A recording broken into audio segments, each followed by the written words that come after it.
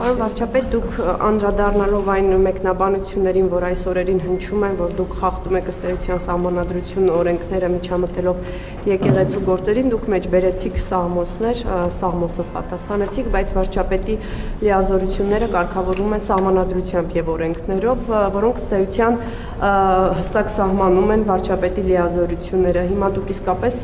ձեզ չի անհանգստացնում հեռանկարը, որ մի օր ձեր եւ գուցե նաեւ ձեր որոշ թիմակիցների, որոնք այս օրերին շատ ակտիվ գործողություններ են իրականացնում եկեղեցու հետ կապված, ձեր գործողություններին կտրվի իսկապես քրեաիրավական գնահատական, այսինքն դուք այս հեռանկարը բացառում եք եւ երեք երեկոյան դուք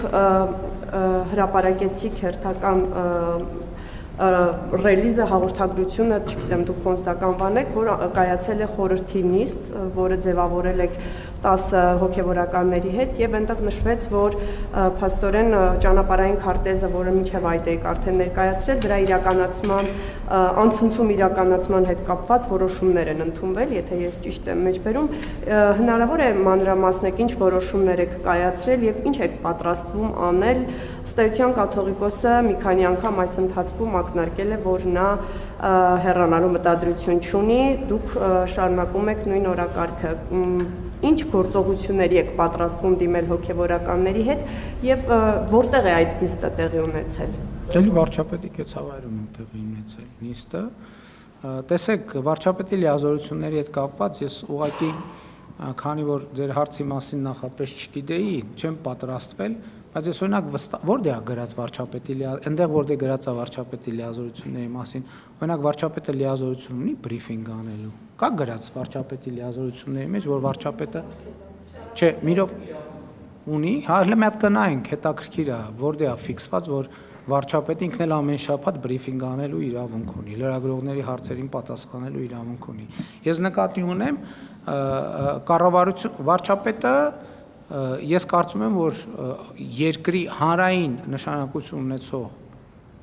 հարցերին պետք է անդրադառնա։ Անկախ նրանից հիմա ես օրինակ վարչապետը ռիլ նկարելու եւ հրապարակելու իրավունք ունի, թե չունի։ Ինստիտուտների միջև եւ դրա համար եւ դրանով ես կամրջում եմ վարչապետի ինստիտուտը,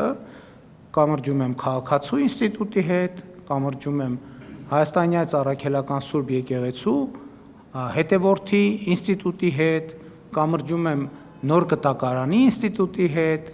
եւ այլն եւ կամրջում եմ աղոթքի ինստիտուտի հետ, կամրջում եմ քաղաքացու ինստիտուտի հետ եւ այլն եւ այդպես շարունակ։ Ինչ վերաբերում է թե մենք ինչ ենք պատրաստվում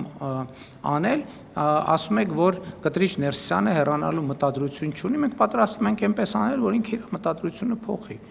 Իսկ ոչ մեկ էլ հեռանալու մտադրություն չի ուներ, մետով է ասում, որ Սերժ Սարգսյանն էլ հեռանալու մտադրություն չուներ, բայց ստիպված էր հեռանալ։ Նույնն է Կտրիչ Ներսիսյանը ստիպված կլինի հեռանալ։ Բայց մենք դա էլ եմ ասում, ոնց որ արել ենք, դա մենք կանենք անցնցում քրիստոնեական հանդուրժողականությամբ եւ սիրով տոգորված։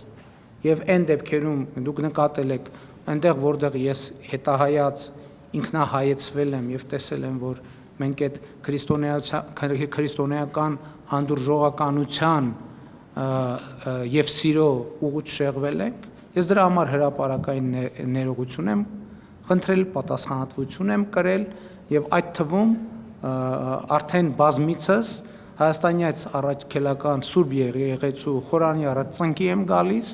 եւ ներում եմ հայցում իմ մեղքերի համար։ Ինչ վերաբերում է քրեաիրավական գնահատականին, Հայաստանի Հանրապետությունը ինստիտուցիոնալ պետություն է եւ համոզված եղեք, եթե իմ արարքներում կամ որևէ մեկի արարքներում, ձեր արարքներում, մյուսի արարքներում լինեն քրեական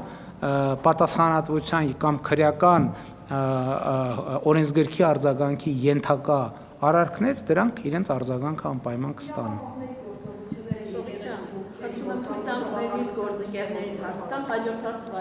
Ուրեմն Հայաստանի Հանրապետության իրավապահ մարմինները գործում են Հայաստանի Հանրապետության ամբողջ տարածքում։